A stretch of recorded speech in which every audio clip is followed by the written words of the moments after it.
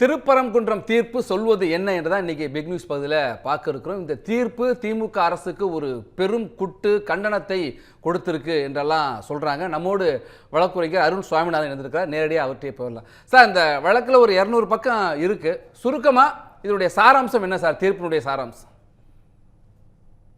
தீர்ப்புடைய சாராம்சம்ங்கிறதுங்க sir, Madurai உயர்நீதிமன்றத்தை பொறுத்த வரைக்கும் நம்ம தமிழ்நாட்டுக்கு இந்த பகுதிக்கான உயர் நீதிமன்றம்.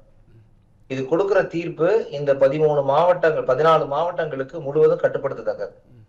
இப்ப இந்த தீர்ப்புக்கு அப்புறம் நம்ம நேரடியா அப்பீல் போறதா இருந்தா உச்ச நீதிமன்றம் தான் போக முடியும். அப்போ மாநிலத்துக்கே உயரிய நீதிமன்றம் இந்த நீதிமன்றம்.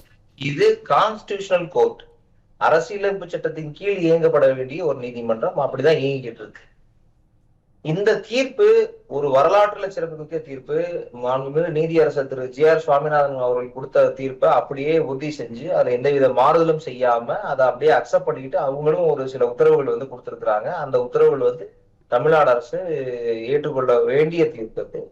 அந்த தீர்ப்புல 4 விஷயங்களை நான் முக்கியத்துவமா நான் இங்க சொல்லணும்னு நினைக்கிறேன். மாநில அரசாங்கம் என்னென்னலாம் இந்த தீபம் தூணை பொறுத்த வரைக்கும் செய்ய தவறியது அப்படிங்கிற ஒரு விஷயத்த ரொம்ப காட்டமா சொல்றாங்க.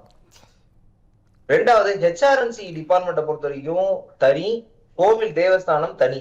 எல்லாரும் என்ன நினைச்சிட்டு இருக்காங்க, எல்லாம் ஒண்ணுதான் நினைச்சிட்டு இருக்காங்க. அது கிடையாது. கோவில் தேவஸ்தானம்ங்கிறது தனி, அதை மேற்பார்வை செய்யக்கூடியதுதான் ஹெச்ஆர்என்சி. அந்த ஹெச்ஆர்என்சிக்கு என்னென்னலாம் அந்த கோவில் தேவஸ்தானம் செய்ய தவறியது அப்படிங்கிறது அது ஒரு சில முக்கியமான பாயிண்ட்ஸ் சொல்லிருக்காங்க. கிட்டத்தட்ட 200 பேஜ் ஜட்ஜ்மெண்ட். பட் சுருக்கி நான் சில பாயிண்ட்ஸ் மட்டும் நான் சொல்றேன். அதுக்கு அடுத்தது தர்கா வக்ஃப் என்னென்ன பாயிண்ட்ஸ் எல்லாம் ரைஸ் பண்ணாங்க, அது எதெல்லாம் அபத்தமானதுங்கிற விஷயத்தையும் சுட்டி காமிச்சிருக்கிறாங்க. அப்போ இந்த மாதிரியான ஒரு சூழ்நிலையில நீதிமன்றம் என்ன மாதிரியான ஒரு தீர்ப்பை கொடுக்குறாங்க, மாநில அரசாங்கம் என்னென்னலாம் செய்ய தவறி, ஒரு தனி மனிதனுக்கும், இந்தியாவில வாழ்ற ஒரு தனி மனிதனுக்கும், அது இந்துவா இருந்தாலும் முஸ்லீமா இருந்தாலும் சீக்கியரா இருந்தாலும் யாரா இருந்தாலும் அவங்களுக்கு அவங்களுடைய மத கடமைகளை, வழிபாட்டு உரிமைகளை பாதுகாக்க வேண்டியது இந்திய அரசியல் சட்டம் கொடுத்த உரிமை. அது யாரு பாதுகாக்கணும்னா இந்திய அரசாங்கம் செய்யணும். அதுதான் ஆர்டிகிள் 25 and 26. இப்போ இந்த தீர்ப்புல பொறுத்த வரைக்கும் முதல் பாயிண்டே, கிரக்ஸ் ஆஃப் த பாயிண்டே கோர்ட் என்ன டிசைட் பண்றாங்கன்னா, அந்த கன்க்ளூஷனே ஆர்டிகிள் 25 and 26 அந்த தமிழ்நாடு அரசாங்கம் பாதுகாக்க தவறிவிட்டதுன்னு சொல்றாங்க. அரசியலமைப்பு சட்டம் 25-26 மத வழிபாட்டு உரிமைகளை அரசாங்கம் பாதுகாக்க தவறிவிட்டது அப்படின்றாங்க. இந்துக்களுக்கு எதிராக பாதுகாக்க தவறிவிட்டதுன்றாங்க. 2வது, சட்டம் ஒழுங்கு கரெக்ட் தான், சட்டம் ஒழுங்க பேணி காப்பது அரசாங்கத்துடைய கடமை, ரைட். ஆனால் சட்டம் ஒழுங்கு என்ற பெயரை வைத்துக் கொண்டு இந்து வழிபாட்டை தடுக்க முடியாதுங்கிறதை தெளிவுபடுத்தியிருக்காங்க. அது ரொம்ப முக்கியமான ஒரு விஷயம். ஒரு சமயத்திற்கு அனுமதி வழங்கிவிட்டு இன்னொரு சமயத்திற்கு மறுப்பு காட்டுவது சமத்துவ உரிமைக்கு எதிரானது. இப்ப மத நல்லிணக்கம்னு சொல்றாங்க. நம்ம வாட்ஸ்அப்ல எல்லாம் நிறைய நம்மள ஸ்க்ரோல் பண்ணி போயிட்டே இருக்கோம். இரு மதமென பிரிந்தது போதும் அப்படின்னு சூப் கொடுத்தா சொல்றாங்க, பாயசம் கொடுத்தா சொல்றாங்க. அதெல்லாம் கிடையாது. என்ன பிரச்சனை இங்க இருக்கு, அந்த இடத்துல தீபத்தூண்ல தீபம் 1 மணி நேரத்துல ஏத்தி இருந்தா வேலை முடிஞ்சு போயிருக்கும். இத வலியுறுத்தி வேணும்னே இதை அரசியலாக்குனது தமிழ்நாடு அரசாங்கம்னு சொல்றாங்க. அப்போ லைட்டிங் வேணும், ஃபைட்டிங் கூடாது அப்படின்னு. லைட் பண்ணலாம், ஆனா ஃபைட் பண்ண கூடாதுன்றாங்க. அப்ப யாரு ஃபைட் பண்ணதுங்கிறே சொல்றாங்க. யாரால ஃபைட் பண்ணப்பட்டது, யாரு ஃபைட் பண்ணாங்கன்றது சொல்றாங்க. ஏன்னா அந்த எலண்டோங்கிற பிரச்சனையே அந்த இடத்துல உருவாகவே இல்லை. தமிழ்நாடு அரசாங்கம் வழிய திணிக்கப்படுது இந்த வழக்குக்காக. எலண்டோங்கிற அந்த பேரை வச்சு தமிழ்நாடு அரசாங்கம் இந்துக்களுக்கு எதிரான ஒரு நிலைப்பாடு எடுத்து தாங்கள் தான் மற்ற சமூகத்தினருக்கு, சிறுபான்மையினருக்கு பாதுகாப்பு அரணாக இருக்கிறோம் என்று ஒரு மாயை உருவாக்குறதுக்காக இந்து மக்களுடைய அடிப்படை உரிமைகளை அரசாங்கம் கொடுத்திருக்க, அரசியலமைப்பு சட்டம் கொடுத்திருக்கிற உரிமைகளை தடுக்கணுங்கிற நோக்குல செயல்பட்டது தப்புன்னு கண்டிக்கிறாங்க. கடைசி அடுத்தது அரசாங்கம் சொல்லி இருக்கிற விஷயமே, நீதிமன்ற தீர்ப்புகள் இவ்வளவு இருந்தோம். அதாவது இப்ப நம்ம வாட்ஸ்அப்ல எல்லாம் நிறைய பாக்குறோம், திரு வாஞ்சிநாதன் அதர்சி லாயர் நிறைய விஷயங்களை சொல்றாங்க. நம்ம அதெல்லாமே நம்ம நிறைய கடந்து போறது உண்மையான கூட சில பேர் நம்புறோம். ஒரு பொய்ய, ஒரு தவற திருப்பி திருப்பி திருப்பி திருப்பி ஒரு 10 பேர் 10 வீடியோ போடும்போது அது உண்மையா சில பேர் நம்பக்கூடிய வாய்ப்புகள் உருவாகும். ஆனால் 1920 இந்த எட்டையர் மலையே லிங்கம் தான், என்டையர் மலையே லிங்கம் தான், என்டையர் மலையுமே முழுவதும் சுப்பிரமணிய சுவாமிக்கு சொந்தமானதுன்னு சொல்றாங்க. அப்போ அந்த தீர்ப்பத்தை அப்பவே இதுல என்ன ஒரு முக்கியமான கொடுமைகள், இந்து மக்கள் உணரக்கூடிய விஷயங்கள் என்ன, உணர்ந்து கொள்ள வேண்டிய விஷயங்கள் என்னன்னா, அப்பவே இந்து மக்களுக்கு அரசியல் சார்பா எந்தவித சப்போர்ட்டும் இல்லைன்னு அந்த 1920 தீர்ப்புல சொல்றாங்க. அப்ப அது 1920ல இந்து மக்களுக்கு ஒரு அரசியல் சப்போர்ட் கிடையாது அப்படின்றாங்க 1920ல. இன்னைக்கு 2025 105 வருஷம் கழிச்சு நம்ம இன்னைக்கு அந்த ஒரு சூழ்நிலை தான் நம்ம இருக்கிறோம். இந்திய ஜனநாயக நாடு, ரைட்டு. யாருக்கு ஜனநாயக நாடு? அது ரொம்ப முக்கியமான விஷயத்தை இந்த தீர்ப்புல சொல்றாங்க. ஜனநாயகம்ங்கிறது என்னது, எப்படி யாரு மக்கள் யாருக்கு சமமா அரசாங்கம் நடத்தணும், ஒரு சார்புக்கு சந்தனக்கூடுக்கு பர்மிஷன், இந்து மக்களுக்கு தீபத்தூண்ல தீபம் ஏத்தக்கூடாது, ஈவன் உயர் நீதிமன்றம் 1க்கு 3 முறை உத்தரவிட்டு எதுவும் செயல்படுத்தக்கூடாதுன்னு சொல்றாங்க. அப்ப இதுல முக்கியமான தீர்ப்புக்கு முன்னாடி என்ன சொல்றாங்க, 1994ல திரு கனகராஜ் அவருடைய தீர்ப்பு 96ல வெளியிருந்தது. அந்த தீர்ப்பை இது வரைக்கும் செயல்படுத்தல, ரைட். 2014ல மாண்புமிகு நீதியரசர்கள், இன்னைக்கு நீதிபதியா தான் இருக்கிறாங்க, அவங்க உச்ச நீதிமன்ற நீதிபதியா இருக்கிறாங்க, திரு MM சுந்தரேஷ் அவர்களுடைய அமர்வு, சென்னை நீதிமன்ற திரு சதீஷ்குமார் அவர்கள் அந்த பெஞ்சில 96ல உத்தரவு போட்டிருக்கு. அதை நீ செயல்படுத்தணும். யார? கோவில் தேவஸ்தானத்தை நீ செயல்படுத்தணும். அதை செயல்படுத்தும் போது ஏதாவது இல்லண்டோ பிரச்சனையா இருந்தா அந்த கருத்துல கொண்டுகிட்டு நீ அதை செயல்படுத்தணும் அப்படின்னு ஆர்டர் போறாங்க. அப்பயுமே 2014ல செயல்படுத்தல. 2025ல இப்ப ராமரவிக்குமார் இதுக்கு பிள்ளையார் சொல்லி போட்டு இது துவங்கி வச்சிருக்கிறாரு. நல்லபடியா மாண்புமிகு நீதியரசர் திரு GR சுவாமிநாதன் பல தீர்ப்புகளை, முன் தீர்ப்புகள் எல்லாத்தையும் கருத்துல கொண்டுதான் அந்த உத்தரவு கொடுத்தாங்க. ஆனா கொடுத்தது மொத்தம் ராமரவிக்குமார் தாக்கல் செஞ்ச வழக்கு 1 தான். அதுக்கப்புறம் அதே லைக் மைண்டட் பீப்புள் 2-3 பேர் சேர்ந்துக்கிட்டாங்க. மொத்த அப்பீல் 4 தான். ஆனா அப்பீல் ஃபைல் பண்ணது எத்தனை? 20 அப்பீல். யாருடைய பணம்? கோவிலுடைய பணம், அரசாங்கத்துடைய பணம். 20 அப்பீலுக்கு எத்தனை சீனியர் அட்வொகேட், எத்தனை நாள் ஆர்கியூமெண்ட் நடந்தது, எவ்வளவு waste of money, waste of time, இவ்வளவு விஷயங்கள் இருக்கு. இதெல்லாம் வக்கீலா இருந்தாலும் அவங்க சம்பாதிப்பாங்க, அது நான் இல்லைன்னு சொல்ல வரல. ஆனால் எதற்கு அப்பீல் ஃபைல் பண்ணணும், எதற்கு அப்பீல் ஃபைல் பண்ணக்கூடாதுன்னு ஒரு புரிதல் கூட இல்லாத அப்பீல் ஃபைல் பண்ணணும். சரி, ஓகே. இப்ப இது எல்லாமே முடிஞ்சிருச்சு. அப்பீல்ல ஜஸ்டிஸ் GR சுவாமிநாதன் அவர்கள் ஒரு நல்ல ஒரு தீர்ப்பை கொடுத்துட்டாங்க. அப்பீல் வந்தாச்சு. அப்பீல்ல நம்ம எல்லாருமே இப்ப என்ன பேசுவோம், நம்மளுக்குள்ளே ஒரு நீதிமன்றத்துல போய் அப்பீல் ஆக போறோம்னா, நீங்க இதை பேசுங்க, நம்ம இதை பேசுவோம் அப்படின்னு ஒரு நம்மளுக்குள்ள ஒரு புரிதலோட போய் பேசுவோம். அது பொய்யவையாவது ஒரு பொருந்த சொல்ல வேண்டாமா? நீதிமன்றத்துல போய் அதே HRNCல என்ன கொடுமைன்னா, இந்து மக்களுடைய நம்மளுடைய பழக்க வழக்கங்களை, இந்து பாரம்பரியத்தை, கோவில் பழக்க வழக்கத்தை பாதுகாக்க வேண்டிய கோவில் தேவஸ்தானமே அப்பீல் போனதா மிகப்பெரிய கொடுமை. ஐயா, உங்க தர்காவுக்கு பாதுகாக்க மேற்பார்வை செய்ய வேண்டிய வக்ஃப் அவங்களுக்காக போராடுறான். அருண் சாமிநாதன், இப்ப இந்த வழக்கை பொறுத்த வரைக்கும் மேல்முறையீட்டு மனுக்கள் தள்ளுபடி பண்ணிட்டாங்க. தீபத்தை ஏத்தலாங்கிறதுக்கும் அனுமதிச்சிட்டாங்க. ஏற்கனவே தனி நீதிபதி கொடுத்த தீர்ப்பை அப்படியே உறுதிப்படுத்தியிருக்காங்க. இதில் இன்னொரு சந்தேகம் எனக்கு என்ன வருது அப்படின்னாக்கா, மலை முழுவதும் ஏதாவது எந்த மத நிகழ்வாக இருந்தாலும், திருப்பரங்குன்ற மலையில் எந்த மத நிகழ்வாக இருந்தாலும் அது தொல்லியல் ஆய்வுத்துறையிலையும் காவல்துறையுடைய அனுமதி வாங்க வேண்டும்னு சொல்லியிருக்காங்க. அப்போ இந்த கார்த்திகை தீபம் ஏற்றத்துக்கும் அது பொருந்தும், அப்படியா? நல்லா புரிஞ்சுங்க, அனுமதி வாங்க வேண்டும்னு சொல்லல. நல்ல அந்த வார்த்தைகள் ரொம்ப முக்கியம். ஏன்னா சட்டத்துல பொறுத்த வரைக்கும் தீர்ப்புகள்ல வார்த்தைகள் ரொம்ப முக்கியம். அது இன்டர்பிரேஷன் சொல்லுவாங்க. அவங்கள்ட்ட அனுமதி வாங்கணும்னு சொல்லல. என்டையர் மலையுமே ஆர்கியாலஜிக்கல் இம்பார்ட்டன்ஸ் உள்ள மோனமெண்ட்னு டிக்ளேர் ஆயிருக்கிறதுனால வித் அவங்களுடைய கன்சல்டேஷனோட இப்ப யாரை சூஸ் பண்ண போகணும்? இப்ப நம்ம தேவஸ்தானம் தான் ஆஸ் பர் பிரசன்ட் ஜட்ஜ்மெண்ட் படி தேவஸ்தானம் தன்னோட டீமை கூட்டிட்டு மேல போகணும். ஒரு 10 பேர் ஆலோசனை தான். அந்த 10 பேர் யாருன்றத 10 பேர் யாரு போறாங்க, எங்க தீபம் ஏத்த போறோம், இந்த இடத்துல எங்களுக்கு எந்த வித டிஸ்டர்பன்ஸும் கிடையாது, இந்த இடத்துல நாங்க எதுவும் உடைக்கல மாத்தல, இதான் நான் எழுதி கொடுப்போம். இது நம்ம முன் அனுமதியும் கிடையாது, வித் அவங்களுடைய கன்சல்டேஷன். அந்த கன்சல்டேஷனோட அந்த ASI உடைய நம்ம ஒப்புதலோட நம்ம அதை ஏத்தணும்னு இருக்காங்க. அதுக்கு அவங்களோட முன் அனுமதி வாங்கணும்னு அவசியம் இல்லை. அதை எப்படி பொருள் கொள்ள முடியாது. சரி. ஆனா சார், அதே நேரத்தில் அமைச்சர் ரகுபதி செய்தியாளர் சந்தித்தார். இது ஏற்றுக்கொள்ளக்கூடிய தீர்ப்பு இல்லை, நாங்கள் மேல்முறையீடு செய்வோம், வழக்கத்தில் இல்லாத ஒன்றை, ஆதாரத்தில் இல்லாத ஒன்றை ஒரு தீர்ப்பாக சொல்லி ஏன் இப்படி ஒரு குழப்பத்தை ஏற்படுத்தணும் அப்படின்னு ஒரு கேள்வி எழுப்பியிருக்காரு. கண்டிப்பா நான் அதுக்கு பதில் சொல்றேன். இப்ப நான் வந்து நீதிமன்ற தீர்ப்பு வந்து மக்களுக்கு வந்து இது கரெக்டான சமயத்துல போகக்கூடிய சமயத்துல நம்ம வந்து ஸ்கிப் பண்ணிட்டோம்னா நிறைய மக்களுக்கு போகாது. சரி.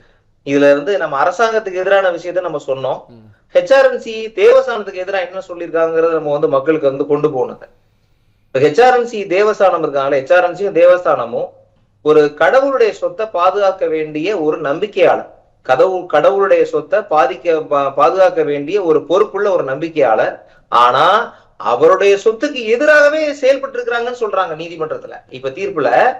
அப்ப அந்த கோவிலுடைய பாதுகாப்பை பாதுகாக்க வேண்டிய டிபார்ட்மெண்டே எகென்ஸ்டா நடந்திருக்கு. இது முக்கியமான விஷயம்.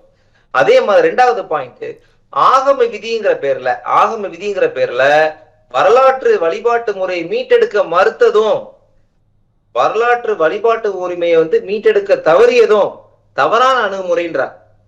இது எவ்வளவு பெரிய முக்கியமான விஷயம் இல்லையா? நம்ம இன்னைக்கு அந்த மாதிரி சூழ்நிலையில நம்ம இந்து மக்கள் இருக்கிறோம். நம்ம கோயில் எல்லாமே ஹெச்ஆர்என்சி உடைய கண்ட்ரோல்ல இருந்தாலும் அது கண்ட்ரோலே இல்லீகலான ஒரு கண்ட்ரோல்.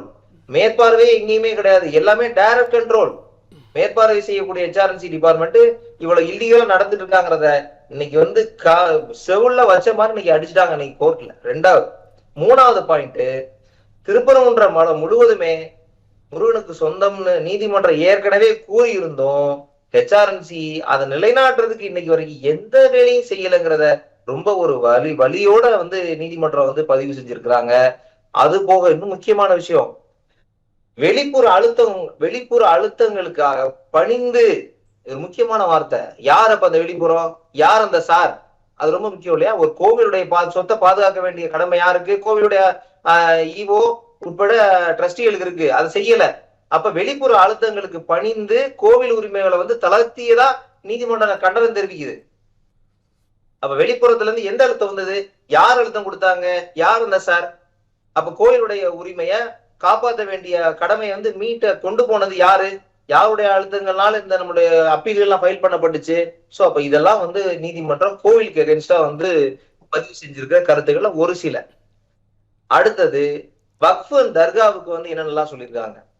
இப்போ மலை மேல 2 இடம் இருக்கு. முக்கியமா வந்து எல்லாருக்கும் தெரிஞ்சுக்கணுக்காக சொல்றேன். மலை மேல 2 இடம் இருக்கு. ஒரு இடம்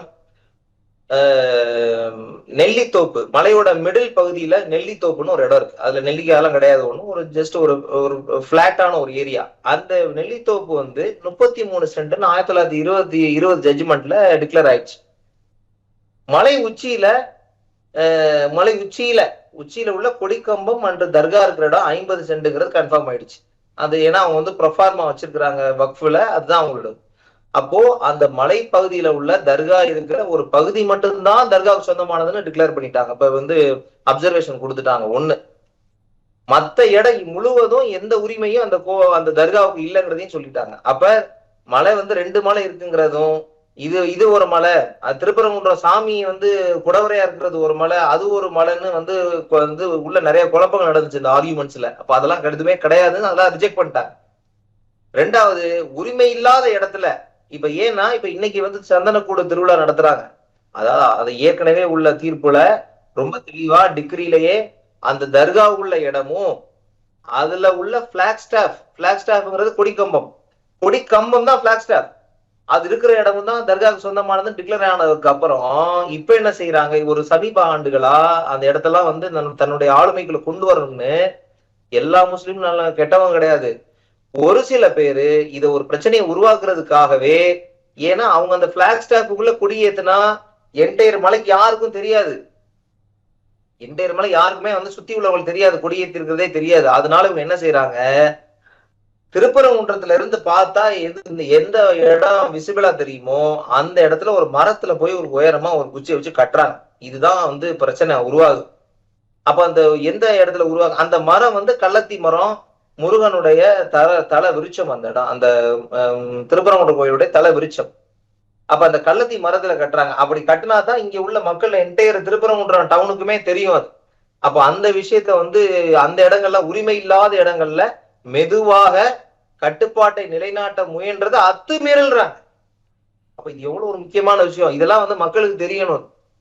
உரிமை இல்லாத வக்ஃபு பதிவு அல்லது உரிமை குரல் சட்டப்படி செல்லாதுன்றாங்க. சோ அப்ப வக்ஃபுக்கு எதிராக இந்த மாதிரி விஷயங்கள்லாம் சொல்றாங்க. அப்ப டோட்டலா ஓவரால் பேஜ் 170 பேஜ் ஜட்ஜ்மெண்ட்டையும் பார்க்கும்போது இன்னும் முக்கியமான விஷயமா என்னன்னா, இனிமேல் எந்த குழப்பமும் வரக்கூடாது. ரொம்ப பிரில்லியண்டா ஜட்ஜஸ் வந்து என்ன ஒரு ஆர்டர் போட்டிருக்காங்க. நாங்க வந்து ஒரு ஒரு ஒரு போட்டோ ஒண்ணு கொடுத்திருந்தோம். அதுல மலையோட உச்சியில என்னோட நண்பர் செந்தில் விக்னேஷ் தான் அதை ரெடி பண்ணி கொடுத்தாரு. ஒரு போட்டோகிராஃபர் மதுரையில ட்ரோன் கேமரா வச்சு. அதுல இதுதான் இந்த இடம் தீபத்தூன், இந்த இடம் தர்கா, இந்த இடம் வந்து குதிரை சுனை, இந்த இடம் குதிரை சுனை திட்டுன்னு நாங்க அழகா வந்து ஒரு ஸ்கெட்ச் போட்டு கொடுத்துட்டோம். அந்த ஸ்கெட்சை ஸ்கேன் பண்ணி ஜட்ஜ்மெண்ட்லயே வந்து அப்லோட் பண்ணிட்டாங்க. ஜட்ஜ்மெண்டோட கடைசி பேர்ல பாத்தீங்கன்னா அனக்ஷர் ஏ வந்து அந்த ஜட்ஜ்மெண்ட். சரி, இனிமே வந்து இது தீப தூணா சர்வே தூணா அந்த கல்லா இந்த கல்லாங்கிற குழப்பம் வரக்கூடாதுக்காக அந்த கல்லையே போட்டோ கொடுத்தோம்ல, அந்த போட்டோவை ஜட்ஜ்மெண்டோடைய கடைசி பேஜ்ல என்க்ளோஸ் பண்ணி அனக்ஷர் பில தான் இனிமே தீபம் ஏத்தணும்னு ஆர்டர் போட்டாங்க. இனிமே இது பேர் கிடுக்கு பிடின்னு சொல்லுவாங்கல்ல, அதுதான் இது. அப்போ இது ஓவரால் ஜட்ஜ்மெண்ட்டையும் பார்க்கும்போது 4 பாயிண்ட் வந்து ரொம்ப தெளிவா சொல்லலாம். ஒண்ணு, திருப்பரங்குன்றம் மலை முழுவதும் கோயிலுக்கு தான் சொந்தம். தர்காவுடைய அளவு வந்து ஒரு வரையறுக்கப்பட்ட அளவு மட்டும்தான், மீதி இடங்களுக்கு எல்லாம் உரிமை கோரக்கூடாது. இந்து வழிபாட்டு உரிமையை அரசு தடுக்க கூடாது. 4வது, கோவில் பணமும் சொத்துக்களும் கடவுளுக்கே, முருகனுக்கே அப்படின்னு சொல்லி ஒரு கன்க்ளூஷனோட வந்து அந்த ஜட்ஜ்மெண்ட்டை கொடுத்திருக்காங்க. திருப்பரங்குன்றம் தீர்ப்பு இன்றைக்கு மிக முக்கியமாக பேசுபொருளாக இருக்கிறது. தேசிய அளவிலும் மத்திய அமைச்சரும் பாஜகவுடைய தமிழ்நாடு தேர்தல் பொறுப்பாளருமான பியூஷ் கோயல் என்ன சொல்லியிருக்காரு அப்படின்னாக்கா, நீதி நிலைநாட்டப்பட்டிருக்கிறது. உயர்நீதிமன்றம் தீர்ப்பு கொடுத்ததற்கு பிறகும் கூட தமிழ்நாடு அரசு அதை நடைமுறைப்படுத்தாதது மத உணர்வை புண்படுத்துகின்ற வகையில் அவர்கள் செயல்பட்டது வெளிப்படையாக தெரிகிறது என்றெல்லாம் கடுமையான குற்றச்சாட்டை முன்வைத்திருக்காங்க. பொது அமைதிக்கு ஏற்பட்ட பிரச்சனைக்கு அரசே தான் காரணம்னு நீதிமன்றம் சொல்லியிருக்கு. ஒரு மத கலவரத்தை உருவாக்குகின்ற வரையில் தமிழ்நாடு அரசே செயல்பட்டிருக்கு என்கிற குற்றச்சாட்டெல்லாம் தொடர்ந்து வந்து கொண்டிருக்கிற சூழலில் மீண்டும் வழக்குரைஞர் அருண் சாமிநாதன் சார், இப்போ அமைச்சர் ரகுபதி ஒரு கேள்விகளையும் சந்தேகங்களையும் முன் வச்சிருக்காருல, இது சட்டத்துக்கு புறம்பான தீர்ப்பு, உள்நோக்கத்தோடு வெளிவந்திருக்கிற தீர்ப்பு, தமிழர்களுக்கு எதிரான தீர்ப்பு, நாங்கள் மேல்முறையீடு போறோங்கிறார. எனக்கு தெரியல, தமிழ்நாடு அரசாங்கம் பல்வேறு பொய்களையும் இட்டு கதைகளையும் நீதிமன்றத்துல சொல்லி இன்னைக்கு வந்து ஒரு ஒரு ஒரு அடி வாங்கி ஒரு கொட்டு வாங்கி இப்ப 2வது முறை 3வது 4வது முறை ஆயிடுச்சு. ஏன்னா ஃபர்ஸ்ட் வந்து ஒரு முறை ஜிஆர்எஸ்ஜே கிட்ட ரிப்பெட்டிஷன்ல, அப்புறம் கண்டெம்ட்ல 3 நாள், இப்போ வந்து பெஞ்ச்ல எல்பிஏல ஒரு இடம் ஆர்டர் வாங்கிட்டாங்க. இப்போ தெளிவான ஒரு புரிதல் எல்லா மக்களுக்கும் வந்திருக்கும். திருப்பி தமிழ்நாடு அரசாங்கம் தான் செய்த தவற உணராம அதை வந்து திருப்பி இது மாதிரி ஒரு பொய்களை சொல்றது வந்து மிகவும் கண்டிக்கத்தக்கது. இதை விட முக்கியமான விஷயம், ஒரு மாநிலத்துடைய பொறுப்புள்ள ஒரு சட்ட அமைச்சர் அவர் வந்து ஒரு இந்து, எங்க பகுதிக்காரர் தான். அவர் வந்து ஒரு பெரிய எந்த அளவுக்கு சொல்றாரு பாருங்க. எப்படி ஒரு கம்பேர் பண்ணலாம், ஒரு தீபத்தூண்ங்கிறது எந்த அளவுக்கு ஒரு முக்கியமானது. அந்த நீதிமன்றத்தோட தீர்ப்புலயே பல்வேறு திருமந்திரத்துல இருந்து எடுத்து, இப்ப டிவிஷன் பெஞ்சில் கொடுத்த ஆர்டர்ல திருமந்திரம், இந்த மாதிரி பழைய விஷயங்கள் எல்லாமே எடுத்து அவ்வளவு தெளிவான ஒரு ஜட்ஜ்மெண்ட் கொடுத்திருக்காங்க. ஆனா அதுக்கு வந்து இவர் என்ன வந்து கம்பேர் பண்றாருன்னா, சுடுகாட்டுல இந்த இடத்துலதான் பணம் இருக்கணும், அது எங்க இருக்கணுமோ அங்கேதான் இருக்கணும், அப்ப தீபம் எங்க ஏத்தணும்னா அங்கேதான் ஏத்தணும்ன்றாரு. இதெல்லாம் ஒரு நாகரிகமான ஒரு கம்பாரிசனா? அது எவ்வளவு ஒரு மோசமான ஒரு கம்பாரிசன். அப்ப உங்களுக்கும், நான் சொல்றது அமைச்சருக்கும், உங்களால வந்து படிக்கப்பட்ட ஒரு வழக்கறிஞர் நீதிமன்றத்துல சொன்னாரே, முருகனுக்கு 2 பொண்டாட்டி, அதனால 2 இடத்துல தூண் ஏத்த முடியும், 2 தூண்ல தீபம் ஏத்த முடியுமா? தூண் இருக்கிற இடத்துல நாங்க வந்து கூன்றுதோறும் குமரன் இருக்கிற மாதிரி நாங்க வந்து தீபத்தூண் பூரா வந்து தீபம் ஏத்த முடியுமா? ஹைகோர்ட்டுக்கு வெளியே ஒரு தூண் இருக்கு, அதுல நாங்க ஏத்த முடியுமான்னு அவ்வளவு ஒரு கேவலமா, அவ்வளவு ஒரு மோசமா இந்துக்களை வந்து இதெல்லாம் நம்ம சொரணை இல்லாம நம்ம வந்து கேட்டுக்கிட்டு போயிட்டே இருக்கணும் தான் தமிழ்நாடு அரசாங்கமும் தமிழ்நாடு அரசு தமிழ்நாடு அமைச்சர் இதெல்லாம் எதிர்பார்க்கிறாங்களா?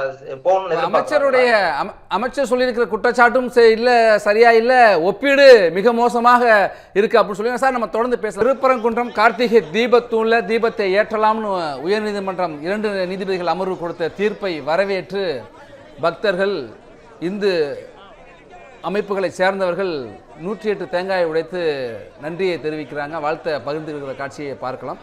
அருண் சாமிநாதன், நீங்களும் ஒரு வேண்டுதலை திருப்பரங்குன்றத்தில் வைத்திருந்தீங்க, உங்கள் வேண்டுதல் நிறைவேறி இருக்கு. நம்ம ரகுபதி பேசினதை தொடர்ந்து பேசலாம். இப்படி அவருடைய ஒப்பீடு வந்து ரொம்ப தரக்குறைவாக இருக்குது அப்படின்னு கடுமையான விமர்சனத்துக்கு உள்ளே இருக்குது. நீங்களும் கடுமையான விமர்சனத்தை முன்வைக்கிறீங்க. ஆனால் அவர் என்ன சொல்கிறாரு, நீதிபதியுடைய தீர்ப்பையுமே விமர்சிக்கிறார்.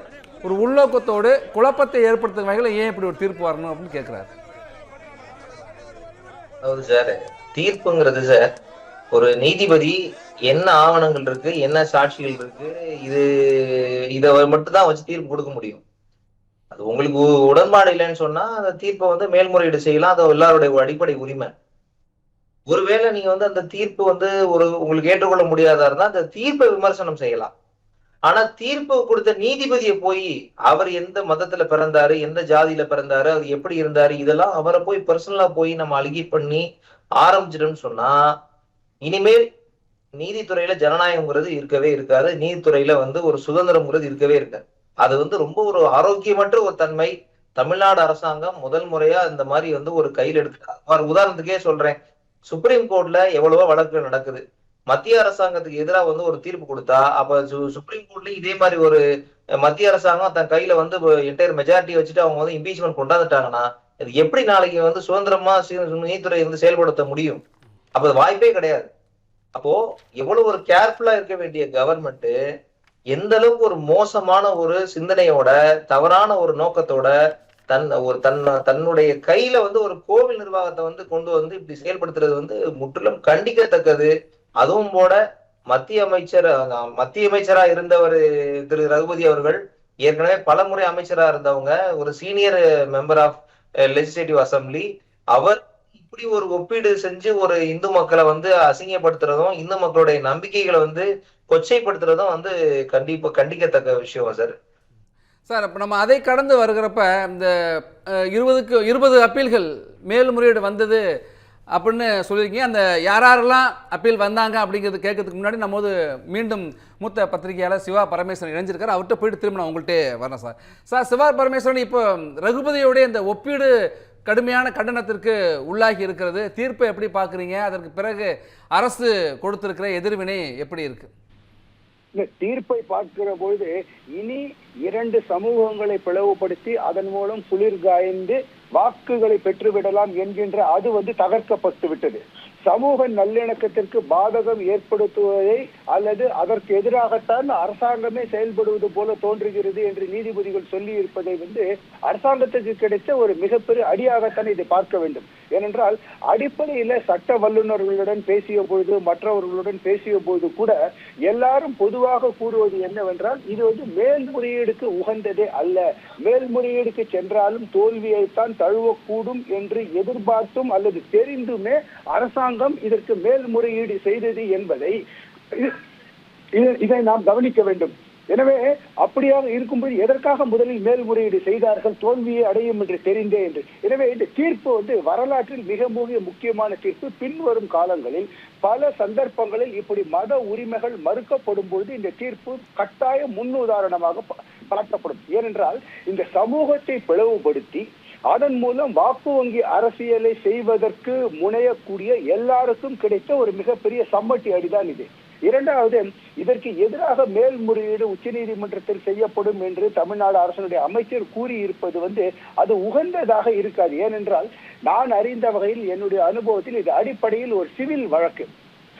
பொதுவாக சிவில் வழக்குகள் உச்சநீதிமன்றத்திற்கு செல்லும் பொழுது 99% உயர் நீதிமன்றத்தின் தீர்ப்புகள் சரி என்றுதான் உச்சநீதிமன்றம் ஏற்றுக்கொள்ளுமே தவிர அது கிரிமினல் குற்றவியல் சம்பந்தப்பட்ட வழக்காக இருக்கும் பொழுது அதில் ஏதாவது இதுவரை காட்டப்பட்ட ஆதாரங்கள் சரியாக இருக்கிறது இல்லை என்றது உச்சநீதிமன்றம். ஏன்னா கான்ஸ்டிடியூஷனல் கோர்ட் வந்து அதாவது உச்சநீதிமன்றம் வந்து அரசியல் சாசனத்திற்கான ஒரு வியாக்கியானம் அளிக்கக்கூடிய ஒரு நீதிமன்றம் தான். இது அடிப்படையில் நான் புரிந்து கொண்டவர்கள் ஒரு சிவில் வழக்கு. இது உச்ச நீதிமன்றத்திற்கு போனாலும் இந்த வழக்கு நிற்காது. இன்று ஒரு தனி நீதிபதி கொடுத்த தீர்ப்பை உறுதி செய்துள்ள 2 நீதிபதிகள் கொடுத்த அந்த மேல்முறையீட்டு தீர்ப்பை தான் உச்ச நீதிமன்றமும் உறுதி செய்வதற்கான வாய்ப்பு இருக்கிறது என்பதுதான் இதில் யதார்த்தம். எனவே தமிழ்நாடு அரசு அரசியல் செய்கிறது. ஒரு தரப்பு மக்களை சாந்தப்படுத்துவதற்காக, அதுவும் தேர்தல் நெருங்கி வருகின்ற காலத்தில் நாங்கள் உங்களுடன் இருக்கின்றோம், என்ன ஆனாலும் சரி மேல்முறையீடு செய்வோம் என்று அவர் ஒரு குறிப்பிட்ட சமூகத்திற்கான ஒரு செய்தியை சொல்கிறார்கள். மேல்முறையீட்டிலும் தோல்விதான் கிடைத்தால் என்ன செய்வார்கள் இந்த அரசாங்கம் என்கின்ற கேள்வி மிகப்பெரியதாக இப்பொழுது இருக்கிறது. நன்றி சார், உங்கள் கருத்துக்களை பகிர்ந்து கொண்டமைக்கு. அருண் சுவாமிநாதன், இப்போ ரகுபதிக்கு அவருடைய விமர்சனத்துக்கும் அவருடைய ஒப்பீட்டுக்கும் கடுமையான கண்டனம் வருது சார். இன்னும் என்ன சொல்கிறாங்கன்னா, இப்படி ஒருவர் அமைச்சராகவே இருக்கக்கூடாது, அமைச்சரவையிலேருந்து நீக்கணும் அப்படின்னு சொல்லி பாஜக மூத்த தலைவர்கள்லாம் கருத்துக்களை தெரிவிச்சுட்டு வராங்க. விமர்சனமும் தொடர்ந்து வந்துகிட்டு இருக்கு. ஒரு அமைச்சரவையில் அவர் அமைச்சரவையிலிருந்து தொடரக்கூடிய தகுதியற்றவராக இருக்கிறார் அப்படிங்கிறத விமர்சனத்தெல்லாம் எப்படி பார்க்குறீங்க? அது ஒரு அரசியல்வாதியா அவங்க சொல்றது நான் ஒரு வழக்கறிஞரா என்ன நான் ரெசீவ் பண்ணிக்கணும்னு நினைக்கிறேன். நான் அவர் சொன்னது தப்பு. அவர் சொன்னது ஒப்பீடு மிக மோசமானது. அது இந்து மக்களை மனதை புண்படுத்தக்கூடியது. தீர்ப்பையும் ரொம்ப சலனப்படுத்தக்கூடியதுங்கிறத நான் அந்த ஒரு பாயிண்ட் நான் சொல்றேன் நானு. ஆனா இந்த தீர்ப்புடைய முதல் வரியிலேயே, இந்த இன்னைக்கு கொடுத்திருக்க தீர்ப்புல முதல் வரியில ஒரு லைன் வருது. அது எந்த அளவுக்கு அப்போ எந்த அளவுக்கு அந்த வழக்க பொருட்களை பொருண்மைய உள்வாங்கி இருந்தா நீதிபதிகள் அப்படி ஒரு எழுதியிருப்பாங்க. இன்ட்ரோடக்ஷனே அந்த ஆரம்பமே முதல் வரிய ஆரம்பம் அப்படிதான். God said let there be a light and there was a light. இந்த தீபத்தை பத்தி தான் முதல்ல ஆரம்பிக்கிறாங்க. அப்ப ஒரு டிவைன் பவர் எங்க இருந்து வருது? தீபம் மூலமா வருது. அப்ப தீபம் அப்ப எந்த அளவுக்கு அந்த நீதிபதிகள் இந்த வழக்குடைய மூலத்தை உள்வாங்கி ஒரு தீர்ப்பு கொடுத்திருப்பாங்க.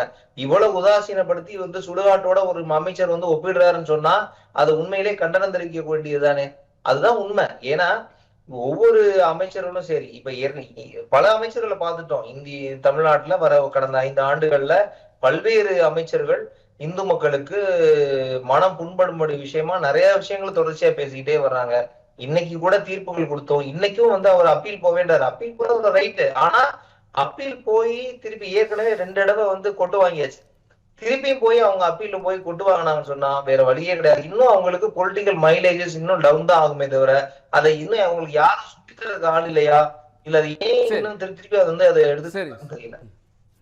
சரி சார், அதை கடந்து சார் இந்த வழக்கில் ஆஜரான வழக்குரைஞர்கள் ஒருவரான வாஞ்சிநாதன் ஒரு செய்தியாளர் சந்திப்பில் என்ன சொல்கிறாரு அப்படின்னாக்கா, இந்த வழக்கு இந்த தீர்ப்பு என்பது செல்லத்தக்கதல்ல, அரசமைப்பு சட்டப்படியானதும் இல்லை. ஏனென்றால் இதில் அந்த யாருக்கு நீதிமன்றத்தை நாடுகிறார்களோ, எவிடன்ஸ் ஆக்டின் படி யார் நீதிமன்றத்தை நாடுகிறார்களோ அவர்கள் தான் நிரூபிக்கணும். ஆனால் அரசாங்கம் நிரூபிக்கலன்னு சொல்கிறது மனுதாரர் தரப்பு, ராம ரவிக்குமார் தரப்பு தான் நீதிமன்றத்தை நாடுனாங்க, அங்கே தீபம் ஏற்றுனாங்களா இல்லையாங்கிறத ஏற்றுனதுக்கான ஆதாரத்தை அவங்க தான் கொடுக்கணும். அதன்படி பார்க்குறப்ப இது ஏற்றத்தக்க தீர்ப்பாக இல்லைன்னு சொல்கிறாரு. இன்னொன்று, ஏற்கனவே 2 நீதிபதிகள் அமர்வு 2 முறை கொடுத்த தீர்ப்பை மீண்டும் ஒரு 2 நீதிபதி அமர்வு பரிசீலிக்க முடியாது அப்படிங்கிறார். இதுக்கு நான் 2 விஷயத்த நான் பதில் சொல்லணும். முதல் விஷயம், இது அரசியலமைப்பு சட்டத்துக்கு உட்பட்ட தீர்ப்பு இல்லைன்னு சொன்னாருன்னா, இது அரசியலமைப்பு சட்டத்துக்கு உட்பட்ட நீதிமன்றத்தோட தீர்ப்பு அரசியலமைப்பு உட்பட்ட தீர்ப்பு தான். ஒருவேளை அண்ணன் அவர் வாஞ்சிநாதனே எனக்கு சீனியரு, அவருடைய கிளைண்ட்டுக்கு அவர் என்ன வேணா அவர் சொல்லலாம். பட் அது எல்லாமே நீதிமன்றத்துலதான் அவர் ஆர்குமெண்ட்ஸ். அவருடைய கிளைண்ட் அரங்கநாதனுக்காக 3 பேர் ஆஜரானாங்க. மூத்த வழக்கறிஞர் அருள் வடிவேல் சேகர், இன்னொரு வழக்கறிஞர் மூத்த வழக்கறிஞர் வி செல்வராஜ், வாஞ்சிநாதன் அண்ணே 3 பேர் ஆஜரானாங்க. 3 பேர் ஆஜராகியும் தீர்ப்பு இன்னைக்கு இப்படிதான் வந்திருக்கு. அப்ப நீதிமன்றத்துல உட்கார்ந்து இருக்கிற நீதிபதிகளுக்கு தெரியாதா? இவருடைய வாத பிரதிவாதங்கள்லாம் கேட்டுதானே இந்த உத்தரவு கொடுத்திருக்கிறாங்க. சரி, ஓகே, அவங்களுடைய வெர்ஷன் படி அவங்க அப்பீல் போகட்டும். அதுல நம்ம தவறு இல்லைன்னே சொல்லல. அவங்க நல்லா தாராளமா அப்பீல் போகலாம், அவங்களுக்கு ரைட்ஸ் இருக்கு. ஒருவேளை கவர்மெண்டே போகாட்டி கூட இவங்களும் போகலாம், வாய்ப்புகள் இருக்கு, நல்லா தாராளமா போகலாம், நல்லா அவங்க போகட்டும். 2வது பாயிண்ட் இப்ப நீங்க கேட்ட மாதிரி ஒரு தீர்ப்புன்னு ஒண்ணு கொடுத்தாச்சு. அந்த தீர்ப்பை செயல்படுத்த வேண்டியது அரசாங்கத்துடைய கடமை. அந்த கடமையை ஏற்கனவே ஒரு முறை தவற விட்டாச்சு. அந்த மதுரை கமிஷனர் ஓப்பனா சொன்னாரு, I will face the consequences. Contempt pending இருக்கே, நான் தான் நீங்க ஸ்பாட்ல சொல்றேன், I will face the consequences சொல்றாரு. இப்போ 2வது தீர்ப்பும் இருநபர் நீதிபதிகள் கொடுத்துட்டாங்க, கன்ஃபார்மும் பண்ணிட்டாங்க. இப்போ உங்களுக்கு கவர்மெண்டோடைய ரோல் என்ன? கவர்மெண்ட் ரோல் அதை ஒபே பண்றதா அவரோட ரோல். இந்த தூணை பொறுத்த வரைக்கும் நாங்க அத 150 வருஷத்துக்கு மேலா நாங்க தீபம் ஏற்றலன்னு தானே சொல்றோம். நீங்க 150 வருஷமா நாங்க என்ன 50 வருஷமா ஏத்தலன்னு சொல்லலையே, 150 வருஷமா நாங்க ஏத்தல. ஆமா, ஏத்தலன்னு தான் சொல்றோம். இப்பயும் நாங்க ஏத்தல தான் சொல்றோம். ஏன் ஏத்தலன்னு சொல்றோம்? 1862லயே ஒரு சண்டை வந்திருக்கு, பிரச்சனை வந்திருக்கு, இதுல லைட் ஏத்துற சம்பந்தமா. 1912ல ஒரு பிரச்சனை வந்திருக்கு. இது 1920 ஜட்ஜ்மெண்ட்ஸ்ல ரொம்ப கிளியரா இருக்கு. ஒரு தவற விட்ட, அதுதான் நான் உங்களுக்கு முதல்ல நான் சொன்னேன், தவற விட்ட ஒரு வழக்காறு உரிமை இருக்கு இல்லையா? அப்ப அந்த தவற விட்ட வழக்காறு உரிமைய மீட்டெடுக்க வேண்டிய கடமை யாருக்கு இருக்கு? கோவிலுக்கு இருக்கு. அந்த கோவில் செயல்படுத்த தவறியதுனாலதான் ராமரவிக்குமார் வந்தாரு, 2014 சுப்பிரமணியன் ஒருத்தர் வந்தாரு, 2014 கணேசன் ஒருத்தர் வந்தாரு. அப்ப 2014 2 பேர் வழக்கு தாக்கல் செய்யறாங்க. 2 பேரும் தனி நீதிபதிகள்கிட்ட தாக்கல் செய்யறாங்க. அப்ப இருந்த நீதிபதி பேரு மாண்புமிகு திரு நீதியரசர் வேணுகோபால். அவர் வந்து 2 வழக்குகளையும் தள்ளுபடி பண்றாரு. ஒரு வழக்கு என்ன கேக்குறாங்க, மலையில உச்சின்னு சொல்றாங்களே தவிர இந்த தீப தூணை யாரும் சுட்டி காட்டவே இல்ல பழைய வழக்குகள் 2லயுமே. முதல் வழக்குல கணேசன் தாக்கல் செஞ்ச வழக்குல மலை உச்சியில குதிரை சுனை பக்கத்துல உள்ள மேட்டுல தீபம் ஏத்தணும்னு சொல்றாரு. அவர் வந்து குதிரை சுனை மேடுல தான் சொல்லியிருக்காரு தவிர தீபத்தூணை கேட்கல. 2வது சுப்பிரமணியன்ற ஒரு வழக்கு தாக்கல் செய்யறாரு. அவர் மலை உச்சின்னு தான் சொல்றாரு தவிர தீபத்தூணை சொல்லல. ஆனா 2 வழக்குகளும் தள்ளுபடி ஆகுது. அது 2 வழக்கும் அப்பீல் போகுது. 2 வழக்கு அப்பீல் போறதுல கணேசன் வழக்கு தாக்கல் செஞ்ச வழக்குல நீதிபதிகள் திரு M Sundaresh and Sathishkumar G 2 பேர் என்ன சொல்றாங்க, 96ல இதுல தீபம் வந்து 15 மீட்டர் தர்கால இருந்து 15 மீட்டர் தள்ளி ஏத்தணும்னு ஆர்டர் போட்டாங்க. அது நீங்க தமிழ்நாடு அரசாங்கம் சட்ட ஒழுங்கு காரணத்தை காமிச்சு நீங்க வந்து செயல்படுத்தாம இருக்க கூடாது. அதனால நீங்க செயல்படுத்தணும், சட்டம் ஒழுங்கு நீங்க வந்து அதுக்கேற்ற மாதிரி நீங்க பாதுகாப்பு ஏற்பாடு செய்யணும்னு சொல்லி ஆர்டர் போட்டுறாங்க. இந்த ஆர்டர் அப்சர்வ் பண்ணி தான் 2017ல வந்த தீர்ப்பும் கொடுக்கப்படுது. திரு மாண்புமிகு நீதியரசர்கள் உங்க கல்யாண சுந்தரம் அண்ட் பவானி சுப்ராயன் ஜட்ஜ் அவங்க வந்து என்ன இந்த ஆர்டர் அந்த ஆர்டர் ஏற்கனவே வந்து அவங்க எம்எம்எஸ்ஜி கொடுத்த ஆர்டர் வந்து அப்சர்வ் பண்றாங்க. இதுலயுமே நம்மளுடைய தீர்ப்புகளை பொறுத்த வரைக்கும் நம்மளுக்கு இந்துக்களுக்கு எகென்ஸ்டா எந்த தீர்ப்புமே இல்ல. தள்ளுபடி அல்டிமேட்டா தள்ளுபடி ஆயிருந்திருக்கலாம். பட் உள்ள அப்சர்வேஷன் என்ன இருக்கு, கணேசன் கொடுத்த வழக்குல டிவிஷன் பெஞ்ச் தள்ளுபடி பண்ணல. அப்ப எவ்வளவு வழக்குகளையும் தன்னுடைய வரலாற்று வழிபாட்டு உரிமையை மீட்டெடுக்க மறுத்தது வந்து தவறான அணுகுமுறைன்னு இந்த தீர்ப்புல சொல்லியிருக்காங்க. சார், இப்போ நீங்கள் கடந்த மாதம் நம்ம தனிநீதிபதி தீர்ப்பு வந்ததுக்கப்புறம் இதே போல் நம்ம பேசணும். அப்போ ஒரு விஷயத்தை நீங்கள் குறிப்பிட்டிருந்தீங்க, நீதித்துறைக்கே ஒரு அச்சுறுத்தலை ஏற்படுத்தியிருக்காங்க, அச்சுறுத்தல் ஏற்பட்டிருக்கு அப்படின்னு சொன்னீங்க. இன்றைக்கும் அப்படி தான் இருக்கா? இந்த 2 நீதிபதிகள் தீர்ப்புக்கு அப்புறம் அது மாறி இருக்கா? இன்றைக்கு நிலைமை எப்படி இருக்கு? கண்டிப்பா இருக்கும் சார். ஏன்னா ஒரு விஷயத்த வந்து தமிழ்நாடு அரசாங்கத்தோட இப்ப இருக்கிற அரசு வந்து தவறான ஒரு விஷயத்த தொட்டுட்டாங்க. ஒரு நீதிபதிக்கு ஒரு மூலம் வந்து உருவாக்குறாங்க. அவர் வந்து இந்த சமூகத்தை சேர்ந்தவர்னு சொல்றாங்க, இந்த விஷயத்த வந்து சொல்றவர்ன்றாங்க. இப்ப நாளைக்கு இதே விஷயம் இப்ப இன்னைக்கு வந்து ஒரு டிவிஷன் பெஞ்சில் நீதிபதிகள் கொடுத்திருக்காங்க, அவ்வளவு தெளிவான தீர்ப்பை கொடுத்திருக்காங்க. இவங்களுக்கு ஒரு உள்நோக்கு கற்பிப்பாங்க கண்டிப்பா. அவர் தெரிஞ்சவர் இருப்பாங்க, அவர் தெரிஞ்சவர் இருப்பாங்க, இவர் அந்த அமைப்புன்னு இருப்பாங்க. இப்படிலாம் நீங்க போயிட்டே இருந்தீங்கன்னா நாளைக்கு சுப்ரீம் கோர்ட்டுக்கு போகும்.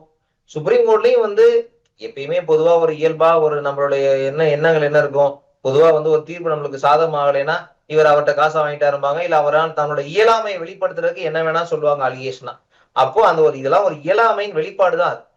தன்னுக்கு வந்து அந்த உத்தரவு கிடைக்கல, தனக்கு எதிர்பார்த்த உத்தரவு கிடைக்கல அப்படிங்கும் போது ஆப்வியஸா எல்லாருமே செய்யற இயல்புதான் தமிழ்நாடு அரசாங்கமும் செய்யுது. நீதிபதிக்கு ஒரு தவறான உள்நோகத்தை கற்பிக்குது. இது வந்து ஒரு தவறான வந்து நம்மளுக்குள்ள பேசிக்கிறது வேற சார். ஆனா அது கவர்மெண்டே தனக்கு 40 MP இருக்காங்கன்னா எல்லாரையும் கூட்டிட்டு போய் வச்சு ஒரு இம்பீச்மெண்ட் சனாதன தர்மத்துக்கு எகென்ஸ்டா செய்யக்கூடாது இல்ல, அது தவறு. சனாதன தர்மம் இந்து மக்களை பொறுத்த வரைக்கும் இப்ப நான் இன்னொரு விஷயத்த சொல்றேன். தமிழ்நாடு அரசாங்கம் ரீசெண்டா திருச்சி பக்கத்துல ஒரு பெரிய கோவில் வந்து 200 வருஷத்துக்கு அப்புறம் கும்பாபிஷேகம் பண்ணாங்க. நஞ்சுண்டேஸ்வரர் நினைக்கிறேன் அந்த கோவில் பேரு. 200 வருஷத்துக்கு அப்புறம் கும்பாபிஷேகம் பண்ணாங்க. ஏன் பண்ணாங்க? அப்படியே கடந்து போயிருக்க வேண்டியதானே, ஏன் பண்ணாங்க? ஒரு கும்பாபிஷேகம் அப்ப அது ரிச்சுவல், ஒரு ஹிந்து ரிச்சுவல். அது கும்பாபிஷேகம் ஒரு ஹிந்து ரிச்சுவல், அந்த ஹிந்துவோடைய ஒரு சடங்கு. அந்த சடங்கு 200 வருஷம் கழிச்சு பண்ண நீங்க இதே 156 வருஷம் கழிச்சு ஏன் வந்து தீபத்தை ஏத்துறதுக்கு உங்களுக்கு தயக்கம்?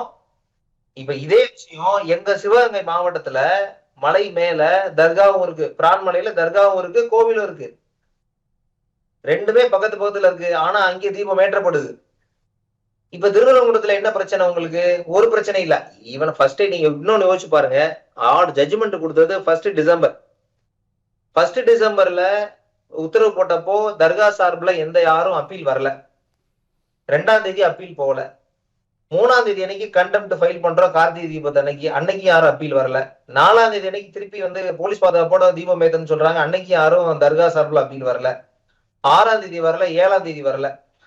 அதுக்கப்புறம் 9ஆம் தேதி அன்னைக்கு கண்டெம்ட் வரும்போதுதான் எல்லாரும் மலன்னு வந்து அப்பீல் போறாங்க. அப்போ இயல்பாவே அங்க முஸ்லிம்ஸுக்கு எதிர்ப்புகள் கிடையாது. இந்த எதிர்ப்புகளை வலியுறுத்தி செயல்படுத்த வச்சது தமிழ்நாடு அரசு. அவங்களால இவங்க வந்து நம்ம எங்க போகாம போயிட்டா நாளைக்கு நம்மளுக்கு பிரச்சனை ஆயிருமோ சொல்லி இவங்களும் அப்பீல் வந்துட்டாங்க, அவங்களும் அப்பீல் வந்துட்டாங்க. 2 பிரிவுகளுக்கிடையே இந்த வெறுப்புணர்வை பிளவை வந்து தமிழ்நாடு அரசே ஏற்படுத்துது அப்படிங்கிறீங்களா? கண்டிப்பா அதுதான் உண்மை சார்.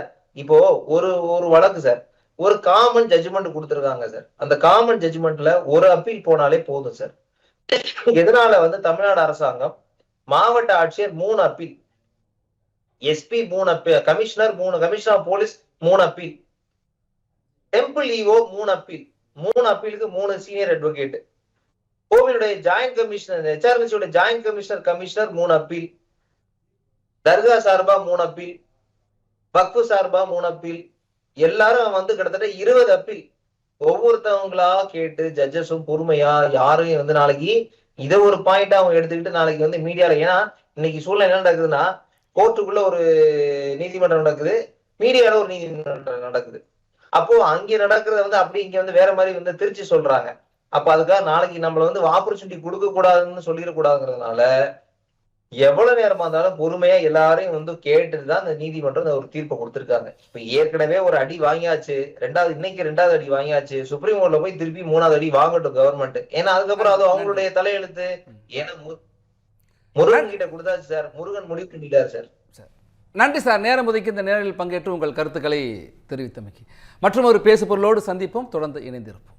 திருநெல்வேலி மக்களே, நம்ம திருநெல்வேலியில உங்களுக்குன்னு ஒரு சொந்த வீடு கட்ட ஒரு பெஸ்ட் சான்ஸ் வந்திருக்கு. Yes, launching G Square artistic enclave Thachanallur, திருநெல்வேலியோட ஃபர்ஸ்ட் எவர் கேட்டட் கம்யூனிட்டி, அதுவும் அமிர்தா வித்யாலயம் பக்கத்திலேயே. நம்ம G Squareல மட்டும்தான் no middle man, so no extra charges. அதனாலேயே market price 30 lakhs per cent இருக்கும்போது G Square பிரைஸ் ஒரு சென்ட்டுக்கு வெறும் 6.9 lakhsல கொடுக்க முடியுது. திருநெல்வேலியில எங்க வேணா தேடி பாருங்க, இதை விட கம்மியான பிரைஸ்ல இவ்ளோ தரமான கம்யூனிட்டி கிடைக்க வாய்ப்பே இல்ல. சோ சான்ஸ் மிஸ் பண்ணாம இன்னைக்கே உங்க பிளாட்டை புக் பண்ணிருங்க. G Square artistic enclave.